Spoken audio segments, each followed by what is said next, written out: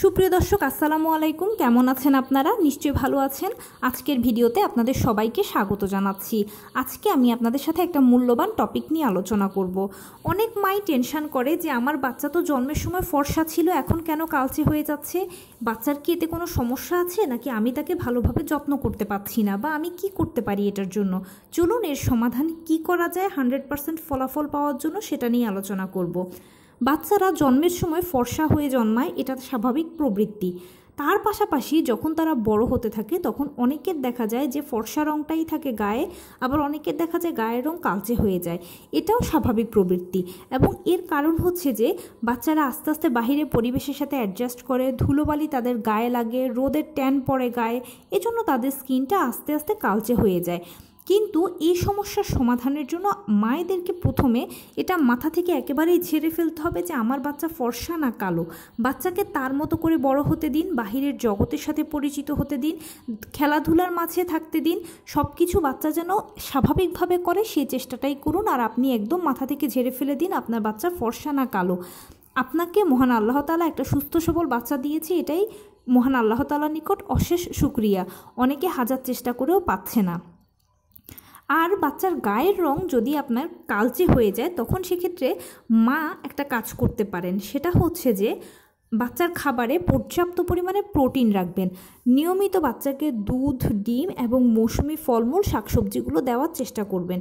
এতে কি হবে, প্রোটিন জাতীয় খাবারগুলো বাচ্চার শরীরে ভালো ফ্যাট তৈরি করবে, আর এর ফলশ্রুতিতে বাচ্চার গায়ের রং অনেকটাই ফর্সা হবে।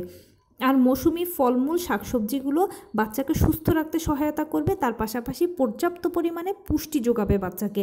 আর এর ফলশ্রুতিতে কিন্তু বাচ্চা গায়ের রঙটাও অনেকখানি ফেয়ার হয়ে যাবে আগের তুলনায়।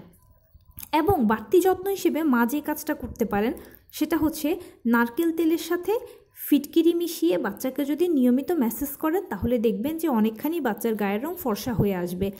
100 গ্রাম নারকেল তেলের সাথে 1 চামচ ফিটকিরিকে গুঁড়ো করে মাখিয়ে রেখে তারপরে সেটাকে বাচ্চার গায়ে যদি ম্যাসেজ করেন হালকা হাতে, তাহলে দেখবেন ধীরে ধীরে বাচ্চার গায়ের রং ফেয়ার হয়ে আসছে। কারণ আপনারা জানেন যে পিওর নারকেল তেল যেটা, সেখানে পর্যাপ্ত পরিমাণে পুষ্টি থাকে এবং ফিটকারি একটা অ্যান্টিবায়োটিক হিসেবে কাজ করে। এটা বাচ্চার স্কিনকে ফেয়ার হতে সহায়তা করবে এবং স্কিন থেকে ক্ষতিকর রোগ জীবাণু ধ্বংস করবে। তার পাশাপাশি আরও একটা কাজ চাইলে করতে পারেন, গোসলের সময় বেসনের সাথে 1 চিমটে হলুদকে প্লেন পানি দিয়ে অথবা গোলাপ জল দিয়ে মেখে বাচ্চার গায়ের মধ্যে মেখে রাখতে পারেন। হালকা যখন এটা একটু টেনে আসবে বা এটা যখন আধা ভেজা আধা শুকনো এই অবস্থায় থাকবে তখন এটাকে ভালোভাবে ম্যাসেজ করে বাচ্চার গায়ে এরপর ওকে গোসল করাবেন। দেখবেন সপ্তাহে অন্তত যদি 2-3 বার এটা করেন তাহলে বাচ্চার গায়ের রং আগের থেকে অনেকখানি ফেয়ার হয়ে আসবে। আরেকটা কথা কি, গায়ের রঙটা আসলে মেলানিনের উপর ডিপেন্ড করে। আপনারা জানেন যার শরীরে মেলানিনের উপস্থিতি বেশি তার গায়ের রং হয় কালচে, আর যাদের শরীরে মেলানিনের উপস্থিতি কম তাদের গায়ের রং হয় ফর্সা। আর বাচ্চারা জন্মগতভাবেই কিন্তু মায়ের গায়ের রংটাই ম্যাক্সিমাম ক্ষেত্রে পেয়ে থাকে। হ্যাঁ, ভিন্নতাও আছে, অনেকের গায়ের রঙও পেয়ে থাকে পরিবারে, কিন্তু বেশিরভাগ ক্ষেত্রেই বাচ্চারা মায়ের গায়ের রংটা পেয়ে থাকে। তাই আপনার বাচ্চা যেন সুস্থ থাকে, স্বাভাবিক থাকে, স্বাভাবিকভাবে বেড়ে ওঠে, এই চেষ্টা করবেন, এই চিন্তাই করবেন। বাচ্চার গায়ের রং নিয়ে আমার মনে হয় টেনশন না করলেই হবে, সময়ের সাথে সাথে এটা পরিবর্তন হবেই ইনশাল্লাহ। তো এই ছিল আজকের ভিডিও। কেমন লাগলো বলুন? যদি ভালো লেগে থাকে ও হেল্পফুল হয়ে থাকে তাহলে প্লিজ লাইক, কমেন্ট, শেয়ার করতে একদম ভুলবেন না। আর সেই সাথে আমার চ্যানেলটিকে সাবস্ক্রাইব করার বিনীত অনুরোধ রইল। পাশে থাকা বেল আইকনটি ক্লিক করে দেবেন যেন আমি ভিডিও আপলোড করার সাথে সাথে আপনারা নোটিফিকেশান পেয়ে যান। যদি কোনো প্রশ্ন থাকে কমেন্টসে জানাবেন, আমি রিপ্লাই দেব। প্লাস যদি কোনো পরামর্শ থাকে যে কোন বিষয়ের উপরে ভিডিও বানালে আপনারা উপকৃত হবেন সেটাও জানাবেন।